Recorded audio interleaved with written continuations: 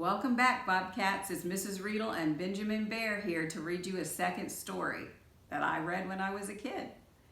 So buckle down, come along for the journey, and enjoy. We're going to read A Fish Out of Water by Helen Palmer, illustrated, which means the pictures are drawn by P.D. Eastman. "This little fish," I said to Mr. Carp. "I want him. I like him. He likes me. I will call him Otto." "Very well," said Mr. Carp. "Now I will tell you how to feed him."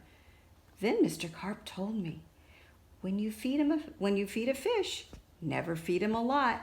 So much and no more, never more than a spot, or something may happen. You never know what. Then I took Otto home. I gave him some food. I did not give him much, just one little spot. But this did not make Otto happy. He wanted more food. He had to have more. Poor Otto. He just had to have more. I knew what Mr. Carp had told me. Never feed him a lot, never more than a spot, or something may happen, you never know what. But I gave Otto all the food in the box. Then something did happen. My little Otto began to grow. I saw him grow, I saw him grow and grow. Soon he was too big for his little fish bowl. There was just one thing to do. I put Otto into a flower bowl. "There, Otto," I said. "This will hold you." But no, the flower bowl did not hold him. Otto went right on growing.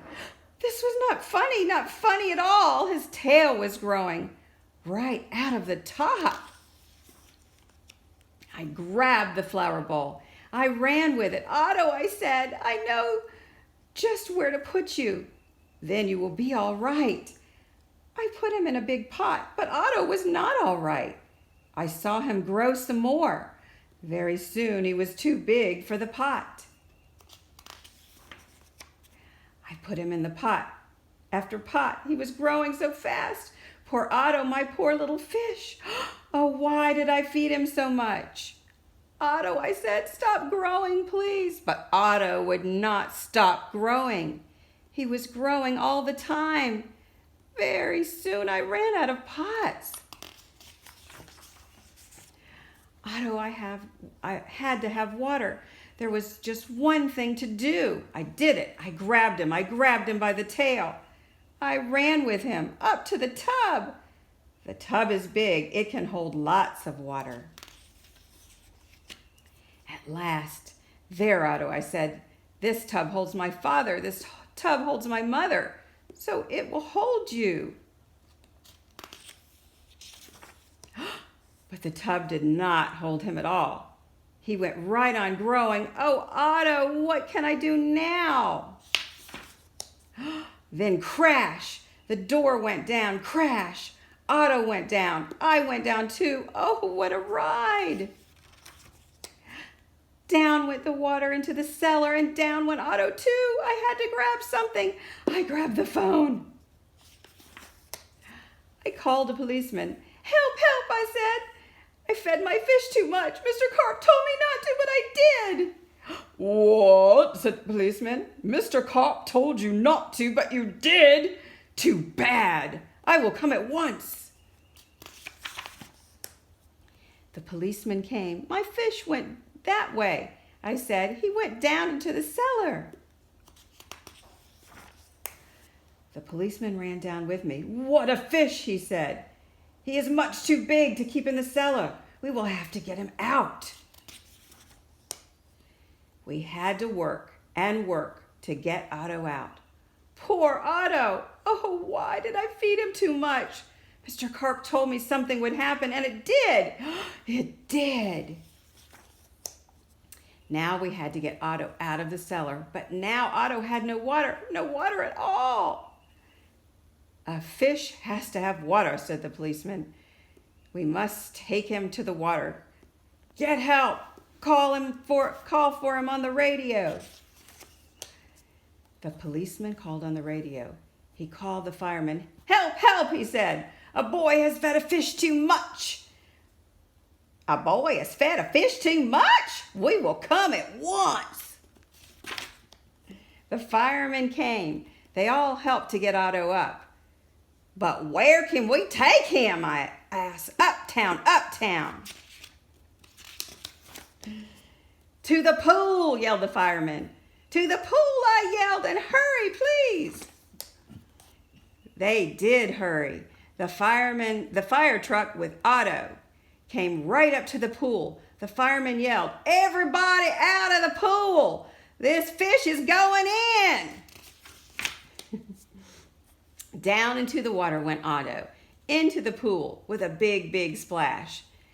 Now I was happy. Now at last my Otto had water, lots of water. This big pool was just the thing. This big pool would hold him. But Otto went right on growing. And no one wanted Otto in the pool. They did not like Otto at all. You take that fish out of here, they yelled. They're all pointing at him. There was just one thing to do.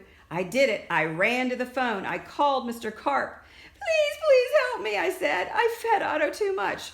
Oh dear, said Mr. Carp. So you fed him too much. I knew you would. I always say don't, but you boys or girls always do. Yes, I will come. Then Mr. Carp came. He had a black box in his hand. He had a lot of other things too.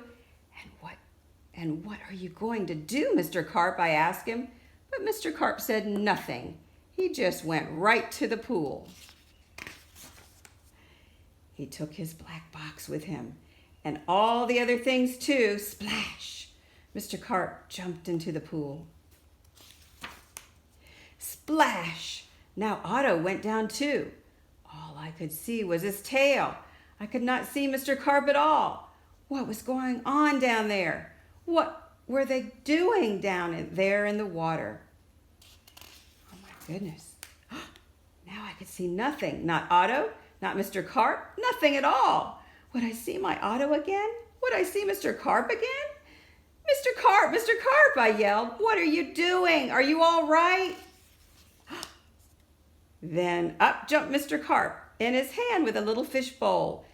In the bowl was my Otto. Mr. Carp had made him little again.